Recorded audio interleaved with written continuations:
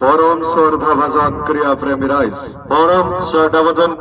Rise dolphin sports club ফলমারার উদ্যোগত হত অসম ভিত্তিত চলি থকা দাদকবার খেক শ্বহীদ বিপ্লৱ চৌধুৰী কুলন পুৰণি চলন্ত ট্ৰফিও প্ৰাইজমানি ফুটবল খেল প্ৰতিযোগিতাখনৰ আজি সন্ধিয়াটিত 7 বজাৰ লগে লগে দ্বিতীয়খন ছেমিফাইনেল খেল অনুষ্ঠিত কৰা হ'ব।